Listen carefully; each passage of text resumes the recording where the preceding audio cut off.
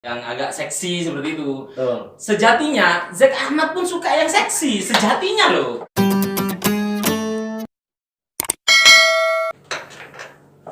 Oke, Assalamualaikum warahmatullahi wabarakatuh. Alhamdulillah, hari yang merdeka tanggal 17 Agustus 2020.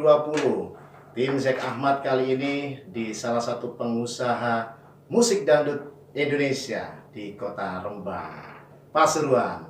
Apa kabar Mas Olis? Kabar baik. Ya, kali ini di momen merdeka ini Zack Ahmad akan mengangkat suatu tema terkait dengan bagaimana sih musisi-musisi dangdut itu biasanya di bulan Agustus ini adalah panen-panennya. Banyak sekali pentas-pentas gitu Mas Olis ya. Betul sekali. Dan Mas Olis. Mas Olis, kenalkan ini Mas Olis dengan elektron apa namanya Mas Olis? Elektun Marisa. Marisa Tun ya. Iya. Ya, tepatnya di mana nih Marisa Tun Mas Olis? Ini tepatnya di Dusun Bunut Utara, Desa Pejangkungan, Kecamatan Rembang, Kabupaten Pasuruan.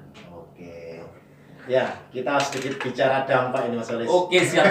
Sangat saya bersedih. Ya, bicara Iya. dampak ya. Iya. Iya, saya kira kemarin tuh drummernya dijual, nggak ada.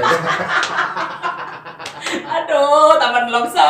Iya, ternyata drummernya ada. Itu saya cari kemarin waktu itu lagi posting. Digadekan.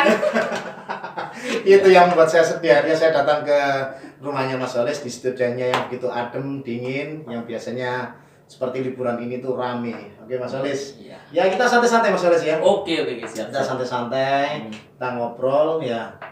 Mas Olis ini sudah punya istri Mas Olis? Alhamdulillah masih satu, Pak. Masih satu ya? Masih satu. Bisa berapa ini? Oke. Kalau mau ditambah silakan. Gitu ya, daftar list ya. Iya, cuman gak ada dana ya, Pak. Sorry bro, please bro. Iya. Iya. Oke. Di karunia berapa anak? Alhamdulillah sekarang sudah tiga. Tiga ya. Tiga anak, iya. Anaknya 2 laki-laki, 1 perempuan. Mas Olis adalah seorang musisi ya, musisi dangdut ini ya. Iya, dangdut. Ya. Genre Itu dangdut. mulai kapan Mas Olis menekuni menjadi apa itu? Musisi dangdut ini? Musisi dangdut. Iya. Saya mulai berkarir di dunia dangdut itu mulai tahun kalau nggak salah itu 2008. 2008. Kita kan angkatan 2004 ya. 2004. Kita awalnya kan band. Ya. Karena waktu itu kan marak band ya. Iya. Kalau kita dangdut kan pasti dipoyoi kan di Iya. sekolah. Kita jawab nggak apa-apa ya. Nggak apa-apa. Iya. Nah, dangdutan di sekolah dipoyoi dia dulu. Iya. Anak dangdut ini kan ya. Tadi salah band. Iya, Kita gitu. dulunya kan apa? Saya melodi ya. Melodi, Mas Irsyadnya drum, saya vokalnya. Vokalnya benar. Iya. Setelah lulus dari 2004, kita keluar. Kalau di desa kan nggak mungkin nangkap band. Istilahnya kan di kalanganku sendiri itu kan banyak kan dangdut. Betul. Jadi aku ngikutin mereka. Meskipun waktu itu agak memaksakan diri genrenya maksudnya. Karena danger kita itu bandnya adalah rock dulu. Akhirnya lari gendernya adalah ke dangdut ya. Ke dangdut. Ya, kita dulu masih bumi-buminya lagu bumerang gitu. Bumerang bener sekali. Kita lagu- Sama Genros itu ya? Genros. Salim ya? Jadi 2004 move on, Mm-mm. membuka usaha dangdut ini, ya dan lainnya. Dan itu di apa? Bergerak dengan sendirinya. Apa ada tim atau bagaimana? Gak ada, karena memang hobinya itu sudah menyatu dengan diri saya gitu loh. Jadi waktu itu lulus sekolah itu kan semuanya teman saya itu kan kerja ke pabrik semua. Saking kentangnya itu hobi sama saya kerja pabrik itu pernah di Panasonic, cuman bertahan 2 minggu aja. Gak betah kudu keliling aku tuh ngini-ngini anaknya gitu loh. Terus kantor. Ya memang jiwa musisi. Iya, nggak bisa. Jadi waktu itu aku pemuda itu ya kalau temanku tanggal tuwek katakan di bayaran, aku gak dibayaran. Karena nggak kerja aku. Loh, kenapa? Ya wis gak betah kan kudu ya apa ya kudu bebas kudu ngejer-ngejerengan tok ayo ngono. Itu ya. Akhirnya cuman pernah sih waktu itu kan aku gitar kan ya. Iya, main gitar memang. Gitar. Ya. Sekarang kan keyboard. Iya. Tanya kenapa? Saya hijrah.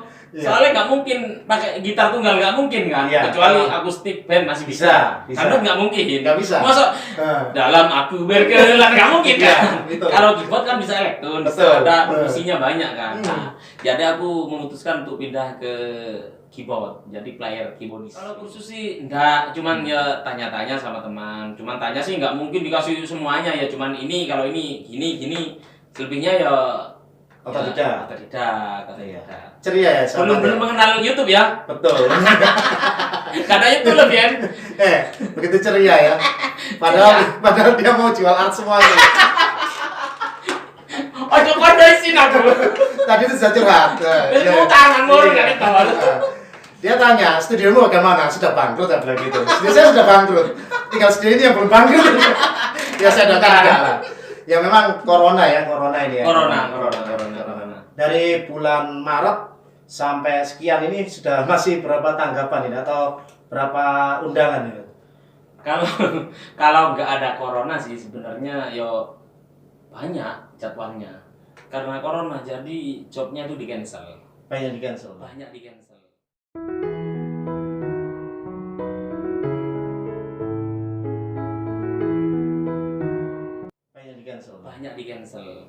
Ya kurang lebih kalau untuk 4 bulan ini ya kalau 50 sampai 100 sih ada. Kalau 50 sampai 100 sih ada. Itu untuk semuanya. 100 sampai 100. Mulai Maret sampai bulan sekarang ini. Iya, kalau bisa dibilang bisa sampai 100. Itu 100 bukan untuk saya, maksudnya itu kan kadang saya itu kan untuk satu event itu 4 lokasi, 3 lokasi gitu loh maksudnya. Keren. Kan, memang waktunya panen gitu. Tapi itu saya itu tadi di telepon itu. Kapan ke rumah itu? Ya ini ya. Mau curhat dulu. Oke. Apa pemain kan dulu seperti aku melampiaskan gitu. Perjuangan. Nah, ini perjuangan hidup saya itu membangun usaha ini dengan istri dan anak saya itu apa yang diperoleh? Jadi untuk hasilnya dari ini memang ini sudah menjadi pekerjaan, Bang. Mungkin bisa dikatakan berkah mungkin ya. Mungkin bisa dikatakan berkah karena kenapa berkah? Awalnya jadi dari nggak ada menjadi ada gitu loh. Jadi saya ngumpulin untuk alat-alatnya ini nggak beli langsung blok gitu. Oh, langsung set enggak? Enggak. Jadi saya event ngamen tanggapan. Ada duit besoknya beli drum lah. Ntar lagi berapa hari atau berapa bulannya beli ini untuk kebutuhan lah intinya, Bang. Iya.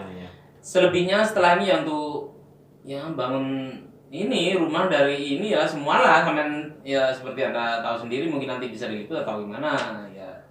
Sampai yang lebih inti saya menghidupi keluarga dari musik. Keren.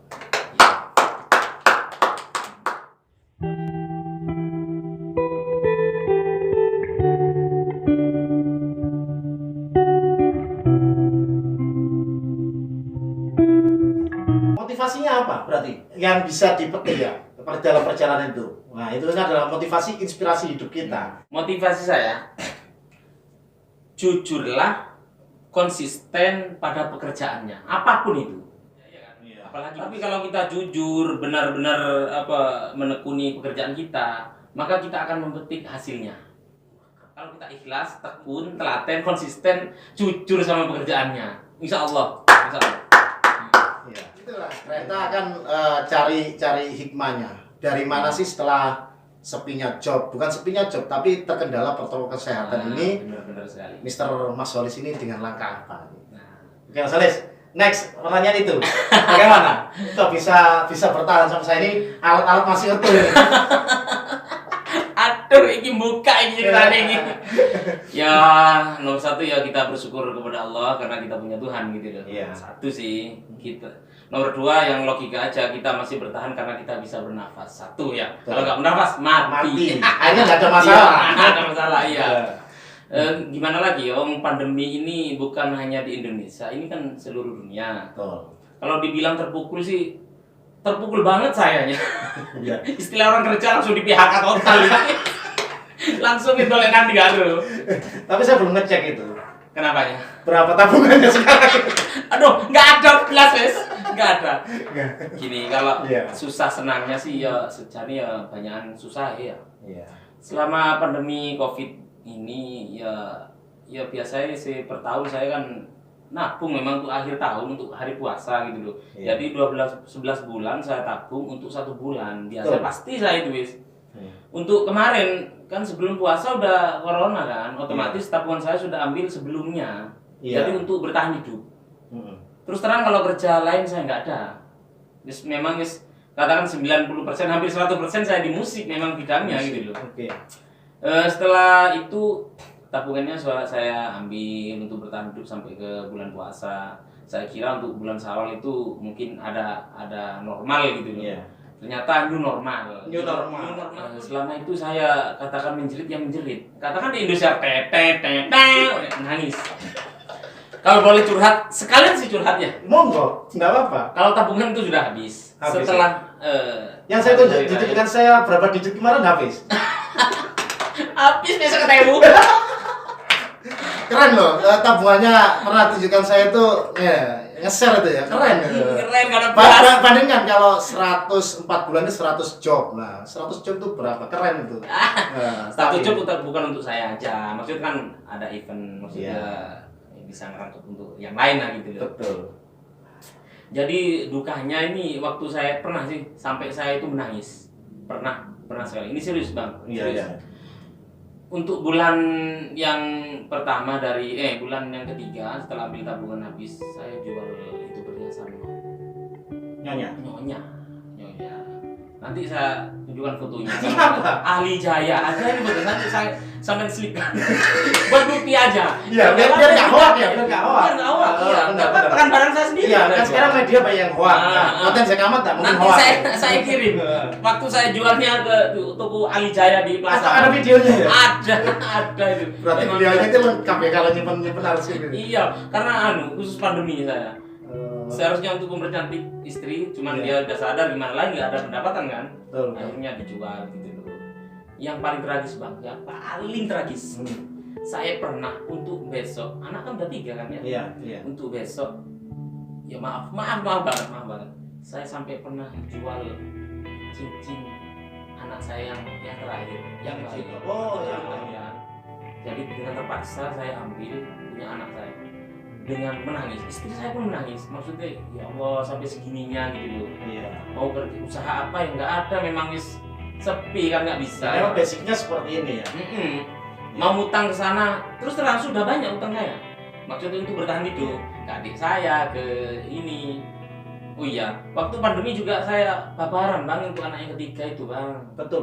Nah, jadi saya lupa tadi banyak sekali pengeluaran gitu loh, nggak imbang sama income-nya dari Pak Jokowi income ini. Nggak imbang. Iya, meskipun beliaunya menghadapi seperti itu, ya saat ini masih gemuk lah. Tapi nggak kamu turun cok. Tapi kenapa nggak curhat ke rumah? Saya tuh selama 4 bulan buka praktek saya itu. Iya, situnya kan masih ribet sama konten YouTube-nya Bang. Loh, saya tuh buka praktek untuk menangani dampak corona. Iya, cuma nggak disangoni, mengkon curhat toh. Nangis bareng gitu. Aduh, kasih dulur. Sudah banyak yang seperti itu. Mau ke rumah, nanti saya tanggung. Kita nangis bareng. Apa nih? Bosan musik studi ini dimanfaatkan apa Bang? Selain musik, biasanya itu di rental sih, iya memang di rental. Ya cover lagu, cover musik atau cover arrangement juga, arranger. Cuman untuk ke arranger saya sih masih pemula Bang, gitu loh. Tapi yang sering itu tempat ini sering untuk video klip disewa untuk video klip. Oke Mas Alis, pertanyaan berikutnya. Iya silakan Mas. Dari beberapa cerita tadi itu kan saya tuh akhirnya punya pertanyaan yang mungkin Mas Olis harus bisa jawab ini. Karena Mas Olis itu punya keterampilan musisi. Ada pandemi yang mendunia ini yaitu corona. Akhirnya muncul teride apa? Ternyata musisinya sudah terhenti, tidak terhenti karena pandemi ya. Akhirnya ada cerita yang tidak bekerja apapun di rumah saja. Terus apa yang diambil hikmahnya itu Mas Olis? Iya. Mengenai COVID-19 ini seumur-umur memang nggak ada ya, baru tahun ini ya. Iya. Jadi sangat-sangat sekali mungkin untuk usaha mikro ke bawah, termasuk saya juga mikro ke bawah kan ya. Sangat terdampak sekali. Jadi hikmah dari COVID ini, hikmahnya sangat besar. Jadi janganlah Anda berpatok kepada satu pekerjaan, katakan. Karena ketika pekerjaan Anda terhenti, katakan suatu roda bahannya bocor, lek duwe serpan, maka kita susah untuk berjalan lagi. Jadi intinya ketika kita terdampak seperti ini, bukalah usaha lain, sekecil apapun itu usahanya. Jadi berarti ada planning B-nya ya. Planning B harus. Jadi untuk kedepannya saya sendiri tuh seandainya ini COVID sudah selesai pun, normal pun, saya akan buka usaha lain. Entah saya jualan apa atau apa, usaha keluarga lainnya. Yang sekiranya buat kehidupan setiap hari lah penghasilannya. Apa sih harapannya Mas Holis di musik dangdut atau jasa musik dangdut ini? Harapannya di musik dangdut semoga tetap dan lagi sampai diterima banget oleh masyarakat luas. Seolah-olah tawuran terus deso terus tempat wadah media musik yang vulgar, lebih ke negatif gitu loh. Karena kan penyanyi kan banyak yang gini-gini, yang agak seksi seperti itu. Sejatinya Zack Ahmad pun suka yang seksi, sejatinya loh. Nah, kita rusaknya di situ. Oke. Katakan orang yang ngerti dangdut gudangi maksiat, katakan seperti itu. Kalau bisa janganlah mempunyai konotasi negatif pada musik dangdut seperti itu. Jadi jangan mudah berpikiran negatif dulu gitu loh Bang. Iya. Jadi saya setuju. Karena musik dangdut itu adalah khas milik Indonesia. Khas Indonesia, nggak ada lain Bang. Iya, nggak ada lain. Malah yang lain itu nyontoh Indonesia. Nyontoh Indonesia, benar. Adanya mau punya hajatan, pengen ada hiburan Marsatun, bisa hubungi mana? Bila Anda ingin mendatangkan jasa kami hiburan dari Marisatun, Anda bisa datang langsung mungkin di Jalan Bunut Utara, tepatnya di Pejangkungan, Desa Pejangkungan, atau bisa lihat di Google. Di Google itu sudah ada Mas. Iya, di Google ada di situ. Google Map ya. Google Map ada. Ketik aja Studio Marisa gitu, Jalan Bunut Utara udah muncul di situ. Atau dilihat nomor handphone di bawah ini. Atau lihat telepon di bawah ini 085 755 345 973. Masuk. Iya. Oke Mas Holis, terima kasih atas waktunya. Oke, sahabat-sahabat konten Zack Ahmad, jangan lupa jika Anda suka dengan channel saya, jangan lupa subscribe ya. Dan terus subscribe, Anda harus like, Anda komen. Kalau memang ini bermanfaat untuk Anda semuanya, silakan share ya.